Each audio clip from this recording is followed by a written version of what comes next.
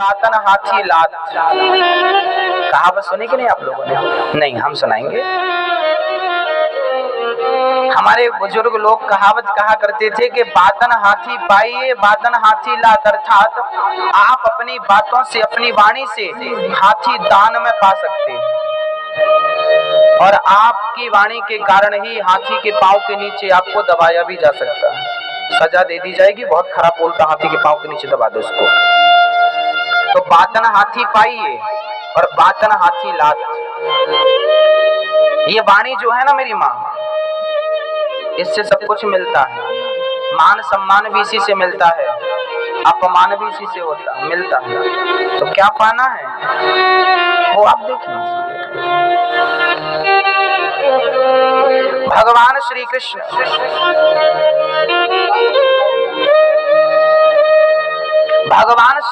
ने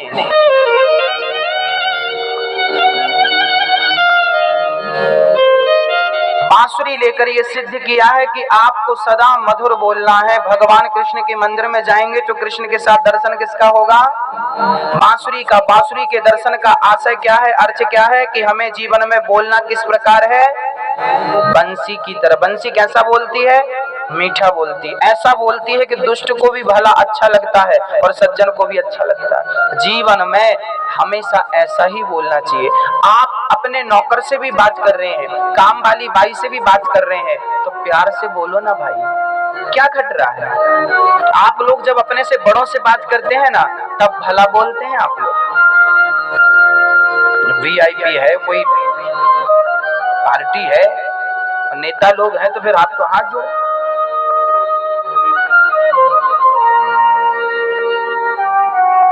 आपको और आपके बच्चों को याद होने चाहिए, शिष्टाचार का पाठ याद होना चाहिए। आज नौजवान भाई बहन को शिष्टाचार नहीं है।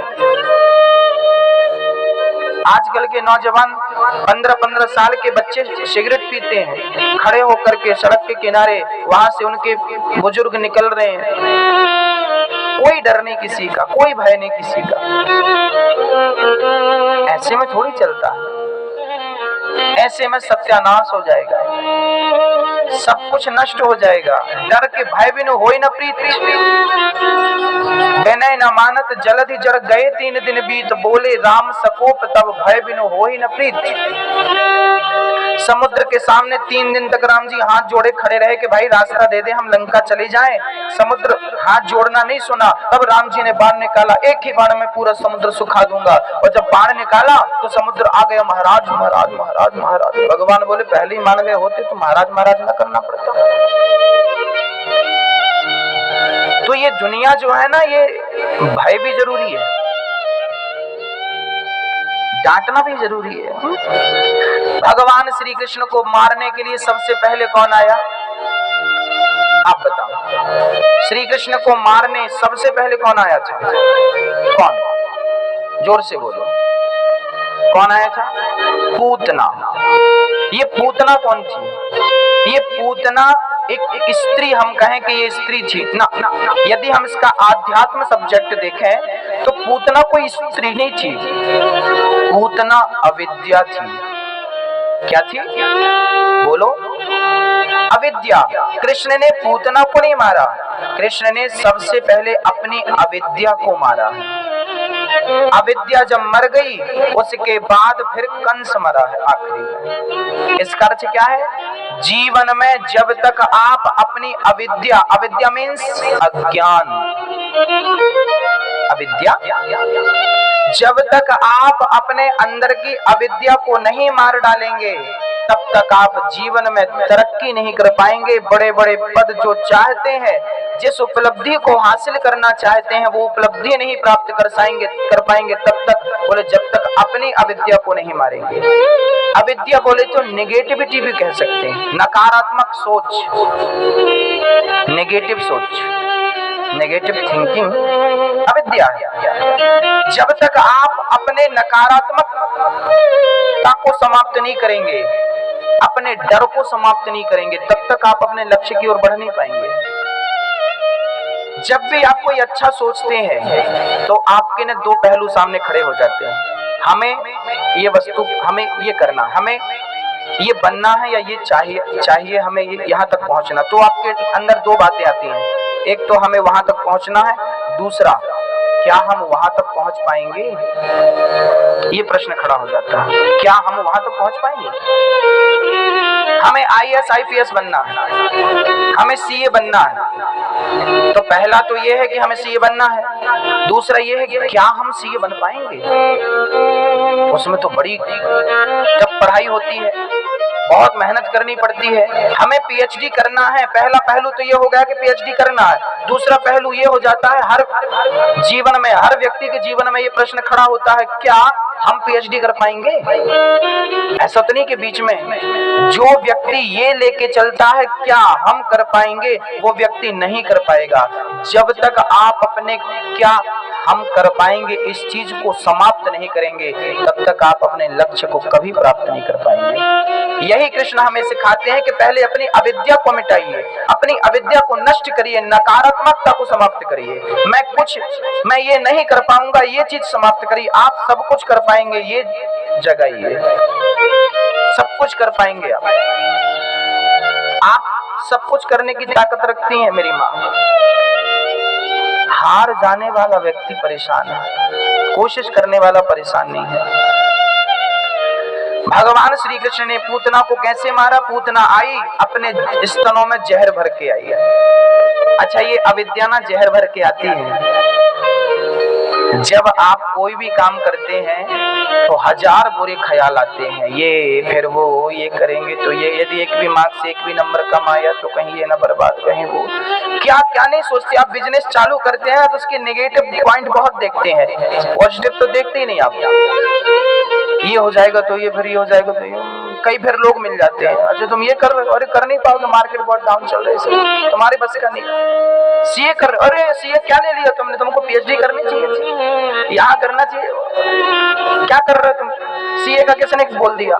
कई लोग आपको भड़काने और बहकाने वाले मिल जाएंगे, ये क्या कर लिया तुमने, जो किया सही किया, चल पड़ो। बीच से आने वाला तो धोबी का कुत्ता हो जाता है ना, वो घर का रहा।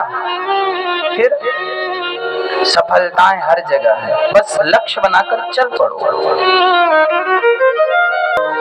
किसी को तारने का उद्देश्य लेके चलती तो तुम्हें देख भी लेते, पर तुम हमें ही मारने चली आई, तुम्हें कैसे देखे मौसी जी हम। पूतना अपने स्तनों में जहर भर के श्री कृष्ण को मारने गई थी, और मेरी माँ जीवन में भगवान उन्हें कभी नहीं देखते जो दूसरों का बुरा करता है। पूतना बुरा करती थी ना, जहर भरने से कौन अच्छा हो रहा है। पूतना मौसी बुरा करती थी। मेरी माँ कोशिश ये करिएगा कि आपसे किसी का नुकसान ना हो, आपसे किसी का बुरा ना हो। जिस दिन आपसे किसी का बुरा हो जाएगा, आप जानबूझकर किसी का बुरा करेंगी ना, उस दिन विधाता आंख बंद कर लेगा, आपको देखेगा नहीं। फिर चिल्लाते रहना भगवान भगवान, वो कहेगा मैं नहीं देखूंगा तुझे, क्योंकि तूने लोगों का बुरा किया। अब तेरा हो रहा है तो मैं क्या करूं। कोशिश ये करिएगा मेरी माँ कि आपके आसपास रहने वाले चींटी, मक्खी और मच्छर का भी आपसे बुरा ना हो। बाकी हम इंसानों की तो कह नहीं सकते, जब जीव की ये बात कह रहे हैं तो किसी का बुरा मत करिए, मत करिए बुरा।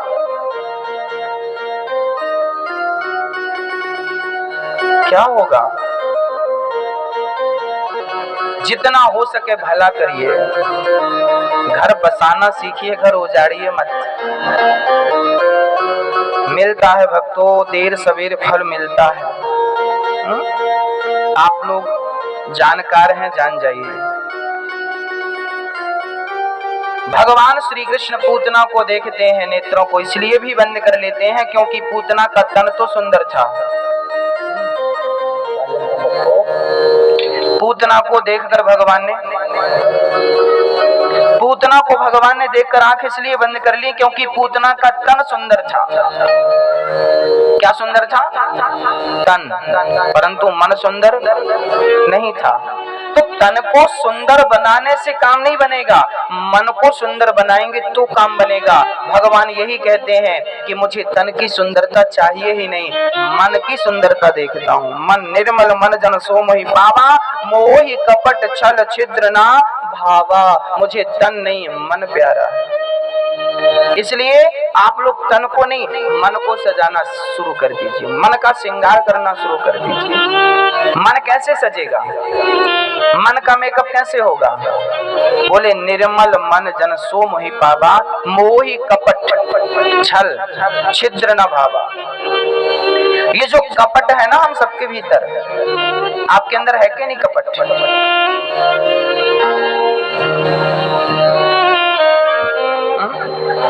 मैया जी, ओ मैया, आपके भीतर कपट है कि नहीं? है ना? आप स्वीकार कर रहे हैं, ये बहुत अच्छी बात है। आपके अंदर बुराइयां है कि नहीं? है ना? अच्छा, आप ये नहीं चाहते कि आपके अंदर की बुराइयां दूर हो जाएं?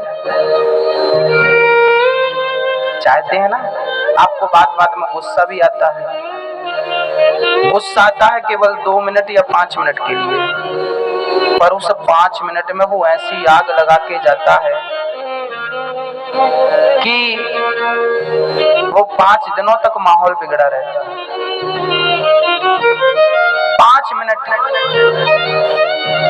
5 मिनट की गुस्सा 5 दिनों तक प्रभाव डालती है। कई बार तो आपके गुस्से से ना 50 साल पुराने रिश्ते चूर चूर हो जाते हैं। कभी कभी पति पत्नी के बीच में ना इस गुस्से के कारण दरार पड़ जाती है रिश्तों में। कभी कभी गुस्से के कारण भाई भाई के रिश्तों में दरार पड़ जाती है ना? हमारा परम मित्र रहा करता था, बचपन का लंगोटिया यार था, पता नहीं गुस्सा आ गया, बीच में दरार पड़ गई। मेरी माँ, रिश्ते बनाने के बड़े फायदे हैं, संबंध बनाने के फायदे हैं, बिगाड़ने के फायदे नहीं है। ये गुस्सा चीज क्या है? आइए हम गुस्से का डीएनए टेस्ट करते हैं,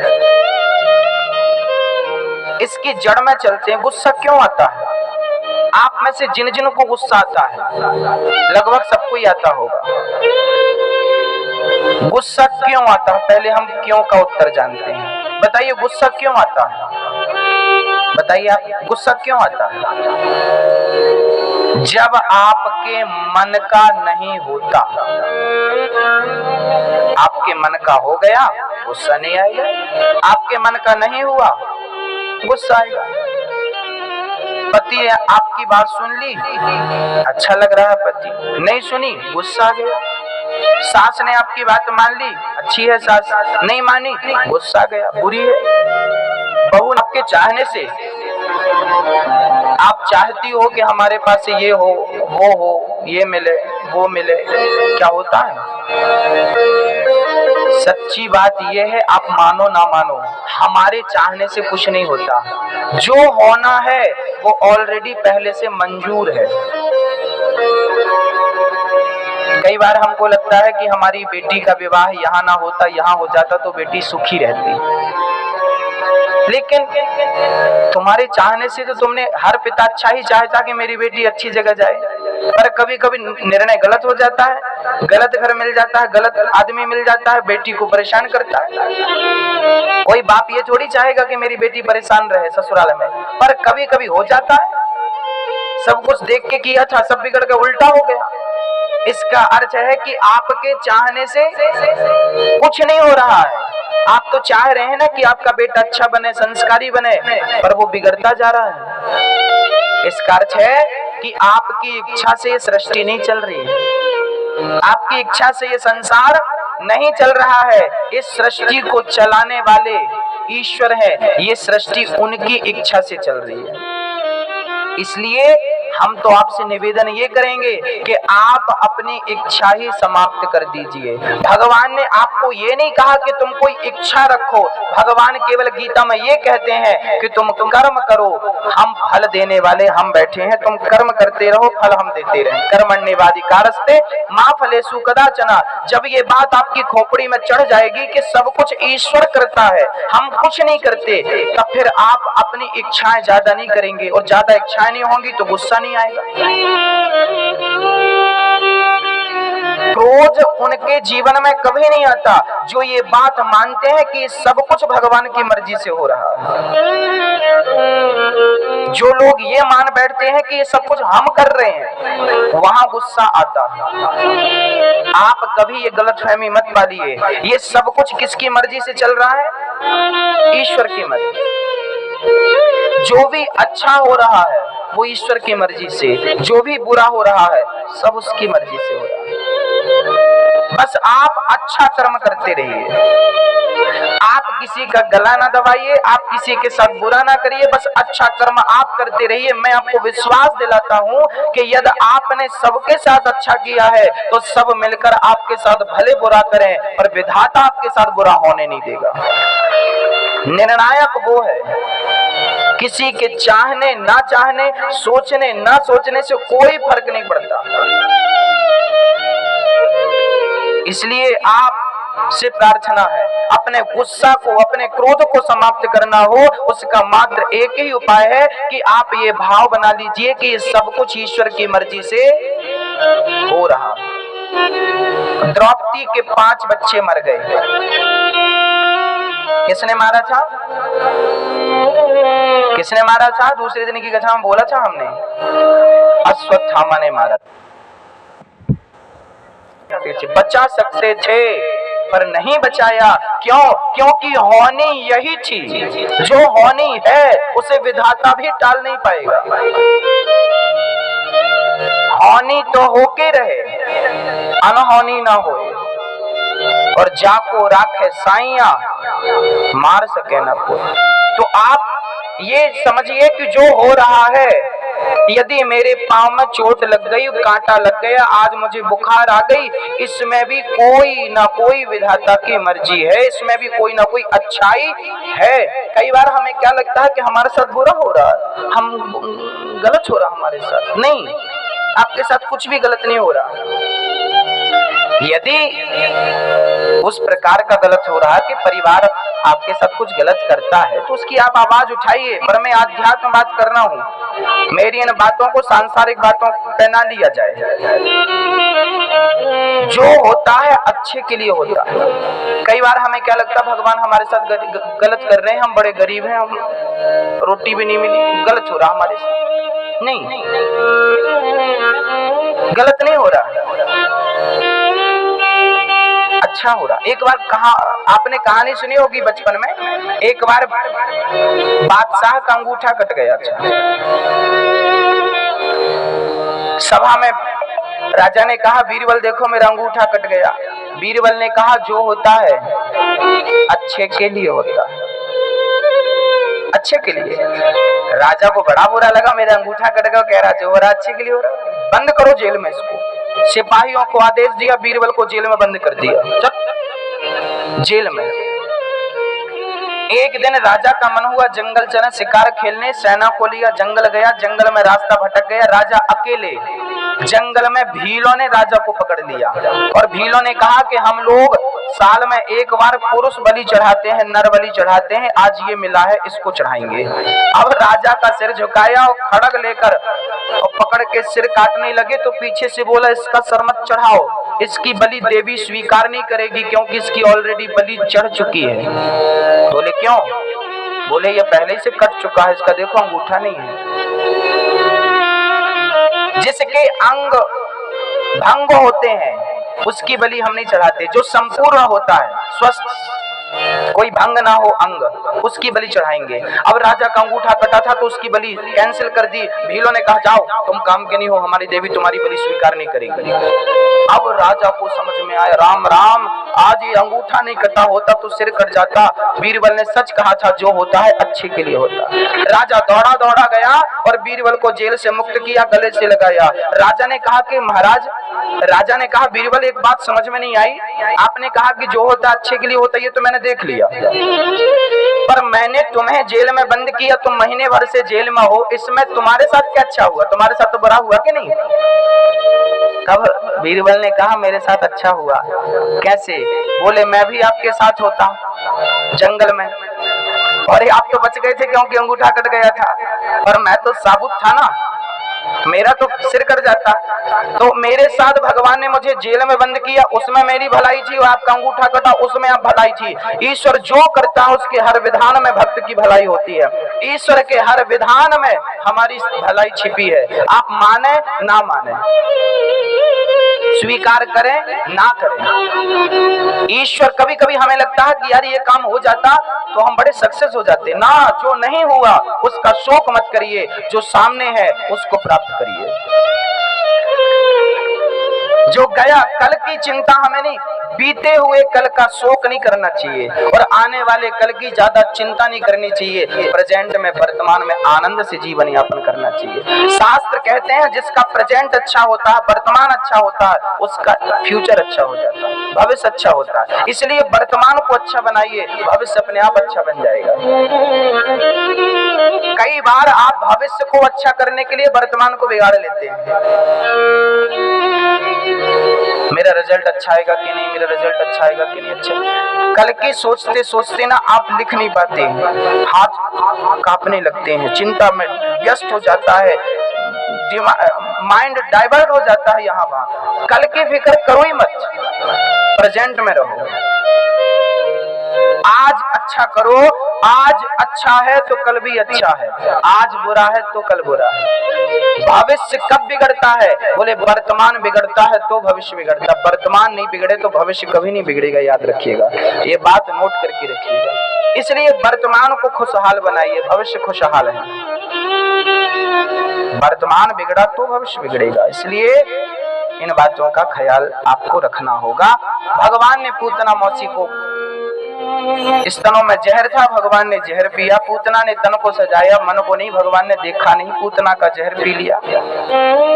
उठाकर पूतना भगवान को लेकर चल पड़ी। भगवान ने कहा पकड़े हम मौसी जी का कल्याण कर ही दे। पूतना का दूध पिया, थोड़ा सा जहर था, जहर पिया। भगवान को लगा पकड़ी है तो तार दे। भगवान ने पूतना के प्राणों का पान करना शुरू कर दिया। पूतना चिल्लाई बालक छोड़ दो, छोड़ दो, छोड़ दो। भगवान बोले मौसी जी हम जल्दी से पकड़ते नहीं है, और पकड़ लेते हैं तो फिर कभी छोड़ते नहीं है। यहाँ पकड़ने की व्यवस्था पूरी है और छोड़ने की एक भी व्यवस्था नहीं है। यहाँ पकड़ा तो जाता है पर छोड़ा नहीं जाता। भगवान ऐसे ही है मेरी माँ, जिसको पकड़ लेते हैं, थाम लेते हैं, फिर छोड़ते नहीं। इसलिए सदा गोविंद से यही कहना चाहिए कि हे प्रभु आप मुझे थाम लीजिए। भगवान ने पूतना का उद्धार किया। पूतना के शरीर पर नंद बाबा जब कर चुका कर कंस का लौटे तो उसके चिता पे आग लगाई। इतना सुगंध उसके शरीर से निकली, उतनी सुगंधी के पूतना के शरीर से सुगंधी निकली, पूरा ब्रजमंडल खुशबू से गमगमा उठा बिना इत्र के। परीक्षित ने क्वेश्चन किया कि गुरुदेव पूतना तो राक्षसी थी, उसके शरीर से सुगंध निकलनी थी पर दुर्गंध निकलनी थी पर सुगंध क्यों निकली? तब सुखदेव भगवान ने कहा कि राजन बात ऐसी है कि पूतना भले पापनी हो, ये पिछले जन्म में राजा बलि की बिटिया रत्नमाला थी। जब वामन भगवान इसके घर पे गए थे तो वामन भगवान की सुंदर सी झांकी देखकर इसने कहा था कि ऐसा बेटा मेरा होता तो दूध पिलाती। भगवान बोले तथास्तु। और जब 3 पग भूमि में सब भगवान ने नाप लिया तो कहने लगी कि ऐसा छलिया बेटा मेरा होता तो जहर पिला के मार देती। भगवान बोले तथास्तु। आज वही रत्नमाला पूतना बनकर आई है, तो दूध भी पिला रही है और जहर भी पिला रही है। भगवान ने दोनों वरदान एक समय में पूरे कर दिए। पूतना पर भगवान ने कृपा करी। पूतना के शरीर से सुगंध क्यों निकल पड़ी? भगवान कहते हैं आप जन्म जन्म के पापी ही क्यों ना हो, यदि मेरी शरण में एक बार आ जाएंगे मैं समस्त पापों का नाश करके और आपको पुण्यात्मा मोक्ष का अधिकारी बना दूंगा। गीता में भगवान ने कहा कि सर्व धर्मान परित्यज्य मामेकं शरणं व्रज अहं त्वा सर्व पापेभ्यो मोक्षयिष्यामि मा शुचः। भगवान कृष्ण गीता के 18वें अध्याय के 66वें श्लोक में कहते हैं कि सर्व धर्मान परित्यज्य, हे अर्जुन तू सारे धर्मों को छोड़ और मामेकं शरणं व्रज, मेरी शरण में आ। यदि तू मेरी शरण में आएगा तो अहम त्वा सर्व पापेभ्यो, मैं तेरे समस्त पापों का नाश करके मोक्षयिष्यामि मा शुचः, मैं तुझे मोक्ष का अधिकारी बना दूंगा। ये यथा माम प्रपद्यन्ते तांस तथैव भजाम्यहम् सन्मुख होहि जीव मोहि जबहि जन्म कोटि अघ नासहि तबहि। भगवान कहते हैं कि मेरा सिद्धांत है कि कितना भी बड़ा पतित यदि भगवान की शरण को ग्रहण कर लेता है तो निश्चित ही भगवान उसका उद्धार कर देते हैं, कल्याण कर देते हैं। भगवान ने शकटासुर का उद्धार किया। छकड़े पे आकर बैठा था, माँ ने बिठाया था, भगवान ने लात मारी, गाड़ी उलट पलट के धड़ाम से गिर पड़ी। भगवान ने शकटासुर का उद्धार किया। माँ यशोदा ने गाड़ी के नीचे सामान भर दिए थे, गाड़ी के ऊपर सामान भर दिए थे और नीचे कृष्ण को बिठा दिया था। कभी कभी मैया जी, ओ मैया, पीछे आवाज आ रही है ना? हाँ, तो हम सुनाते रहे। कभी कभी क्या होता है, हम लोग भी अपनी जिंदगी की गाड़ी में ना सामान ज्यादा भर देते हैं। सामान क्या है? बेटा, बेटी, नाती, पोता, धन, दौलत, ये सब सामान भर दिया। जीवन की गाड़ी में ये सामान भर दिया और जिस कृष्ण को गाड़ी के ऊपर बिठाना था उस कृष्ण को हमने गाड़ी के नीचे बिठा दिया। समस्याएं कब होती हैं? जब हम भगवान को भूल जाते हैं। जानत हूँ अस स्वामी बिसारी फिर ही ते काहे ना हो ही दुखारी। भगवान को भूल जाएंगे तो संकट नहीं आएगा मेरी माँ। इसलिए प्रार्थना करते रहो कि हे प्रभु, मैं आपको कभी भूलूं नहीं। हर समय हर घड़ी भगवान से यही प्रार्थना करो कि हे प्रभु, मैं आपको कभी भूलूं नहीं। हे प्रभु, मैं आपको कभी भूलूं नहीं। बस सदा याद करता रहूं, हर हाल में आपका स्मरण बना रहे। अब भगवान श्री कृष्ण के थोड़ा बड़े हुए, भगवान नामकरण संस्कार हुआ। कौन सा संस्कार हुआ? हमारे सनातन धर्म में कितने संस्कार होते हैं मेरी माँ? 16 संस्कार। 16 संस्कार आपको याद है कि नहीं भैया जी? आपको संस्कार याद है 16? नहीं? क्या याद है फिर? क्या याद है? अच्छा, आपके 16 बेटे होते तो याद होते कि नहीं?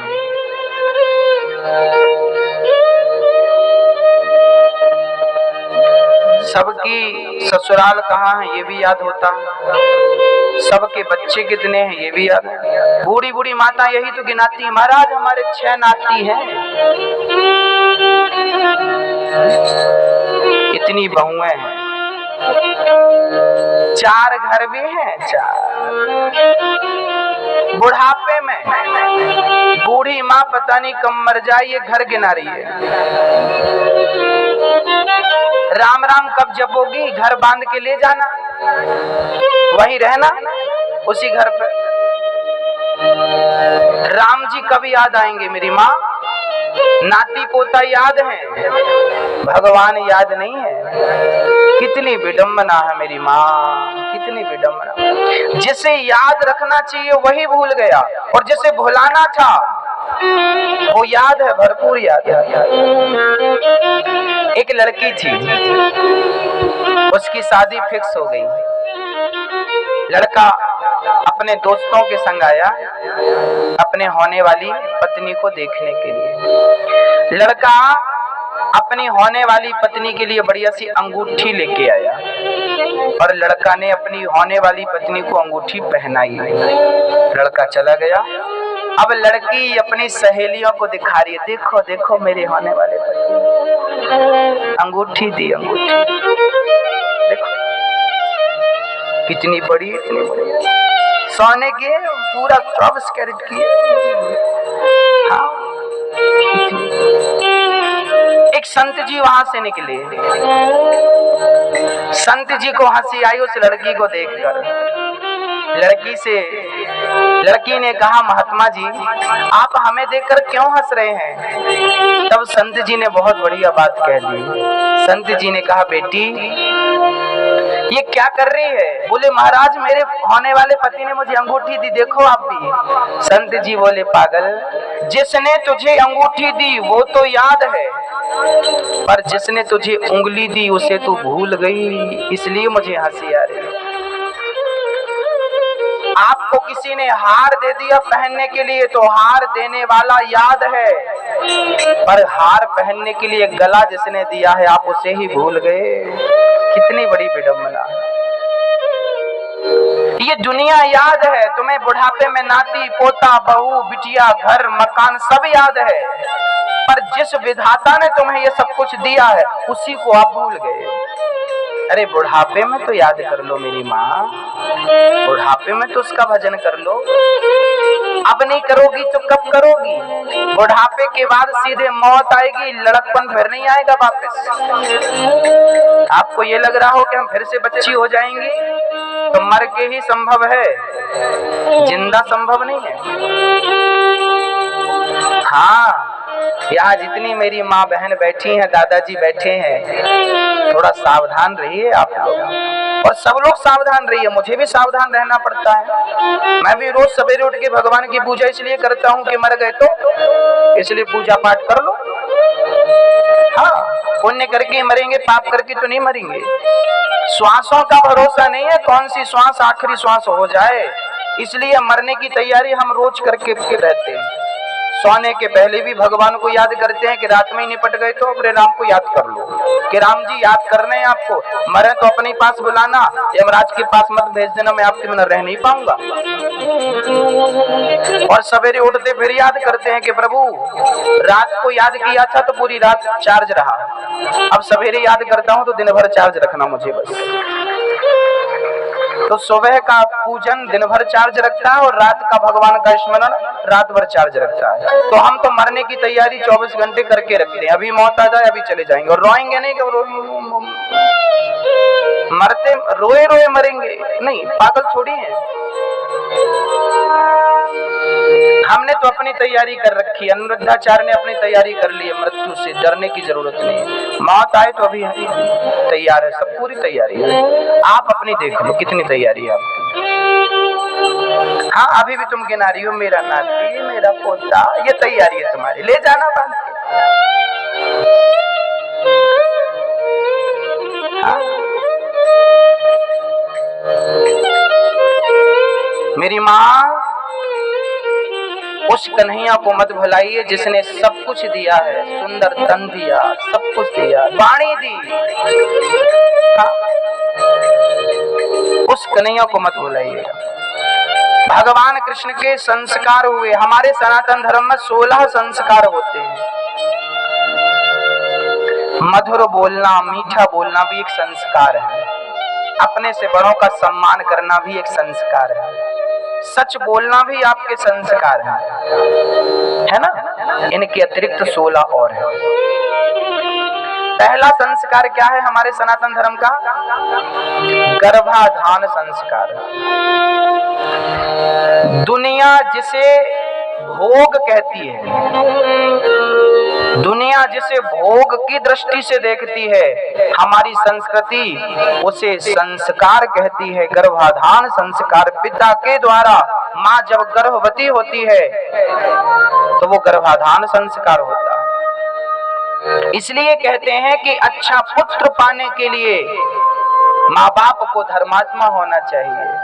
मन में काम को ना रखा जाए, मन में राम को रखा जाए। काम के प्रभाव से बच्चे पैदा ना हो, राम के प्रभाव से बच्चे पैदा हो, है ना। तो पहला संस्कार है गर्भाधान संस्कार। दूसरा संस्कार होता है हमारा पुंसवन संस्कार।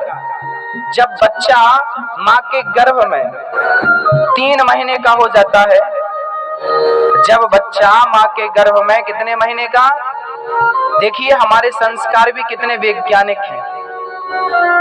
लिंग परीक्षण भी 3 महीने में ही होता है, अर्थात विज्ञान को अभी पता चला कि बच्चा माँ के पेट में 3 महीने में विकसित हो जाता है।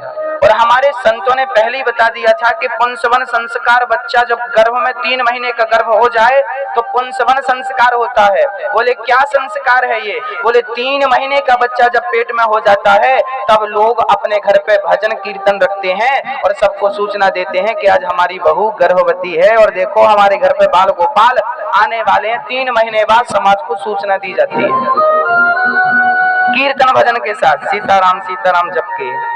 और माँ के कहते हैं गर्भवती नारी के पेट में स्वास्तिक बनाया जाता है। पुंसवन संस्कार में माँ गर्भवती नारी के पेट में क्या बनाते हैं? स्वास्तिक बनाते हैं और उस बच्चे की अच्छे बच्चे की कामना से उसको भगवान से प्रार्थना करते हैं कि भगवान कोई दिक्कत ना हो डिलीवरी से लेके इसके जीवन पर्यंत तक, माँ बच्चा जच्चा बच्चा दोनों सुखी रहे, प्रार्थना ईश्वर से की जाती है। ये पुंसवन संस्कार है। तीसरा संस्कार होता है हम लोगों का सीमंतोन्नयन संस्कार। सीमंतोन्नयन संस्कार होता है जब गर्भ 7 महीने का हो जाता है तो विशेष रूप से जब बच्चा माँ के पेट में 7 महीने का हो जाए तब स्त्री पुरुष पति पत्नी को ब्रह्मचर्य का पालन करना चाहिए, ब्रह्मचारी हो जाना चाहिए। विशेष रूप से शास्त्र तो ये कहते हैं कि स्त्री के गर्भाधान होते ही मम्मी पापा को, माता पिता को ब्रह्मचर्य का पालन करना चाहिए, परंतु 7 महीने से विशेष रूप से इसका ख्याल रखा जाए और अधिक से अधिक पूजा करना चाहिए। सूर्य भगवान को जल चढ़ाना चाहिए, सूर्य नारायण की पूजा करनी चाहिए। ये संस्कार है सीमंतोन्नयन संस्कार। माँ के पेट में बच्चा है, वहां पेट में ही 3 संस्कार पूरे हो गए। अब बाहर आया तो कौन सा? चौथा संस्कार होता है जात कर्म संस्कार। जात कर्म संस्कार क्या होता है? बालक के जन्म होने के बाद शिशु के अंदर कई प्रकार के दोष होते हैं, इसलिए बच्चे को शहद और घी मिलाकर चटाया जाता है।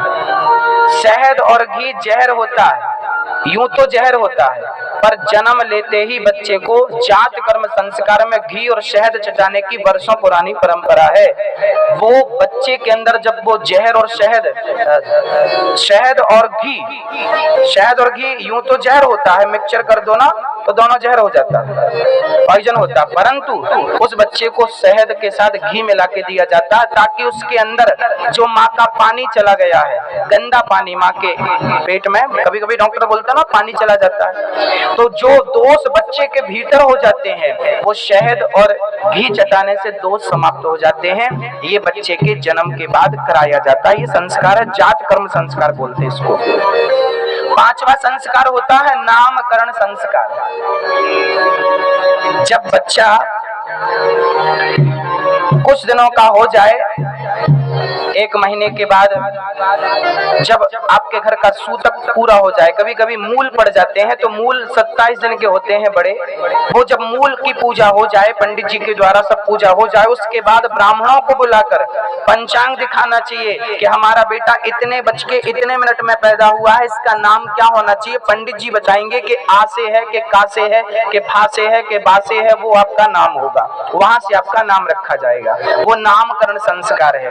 गाय के गोबर से लीप करके कलश स्थापन करके पूजा होती है। बच्चे का तिलक होता है, पंडित जी बच्चे को तिलक लगाते हैं, पूजा करते हैं और भगवान के चरणों में बच्चे को लेटा देते हैं कि प्रभु अब ये बच्चा आपका है, आप संभालो, उसको नामकरण करो। तो ये संस्कार होता है नामकरण संस्कार, जिसे 5वां संस्कार कहते हैं। 6वां संस्कार होता है निष्क्रमण संस्कार। जन्म होने के 4 महीने के बाद यह संस्कार होता है। जब बच्चा 4 महीने का हो जाता है, पैदा बच्चा 4 महीने का हो जाता है, तब बच्चे का संस्कार कौन सा होता है? निष्क्रमण संस्कार। उस संस्कार के अंतर्गत क्या होता है? उस बच्चे को अपने कुल देवताओं का दर्शन कराया जाता है। आपके घर पे कुल देवता होते हैं कि नहीं? 4 महीने के बच्चे की फिर पूजा पाठ होती है और उसको अपने कुल बच्चा घर से निकले और ये सब करके हमें उसे स्कूल भेजना चाहिए। यहाँ ये 10वां संस्कार है। 11वां संस्कार है उपनयन, यज्ञोपवीत संस्कार। यज्ञोपवीत संस्कार 11वां संस्कार है। ये यज्ञोपवीत धारण करना चाहिए, जनेऊ।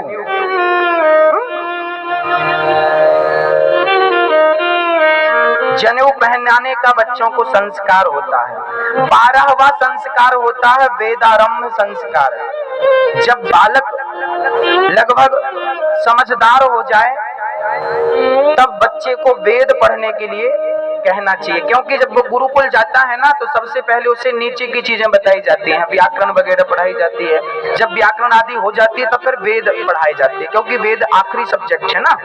तो पहले तो वेदारंभ संस्कार, वेद पढ़ना चाहिए। हमारे प्राचीन ग्रंथ क्या है? वेद है।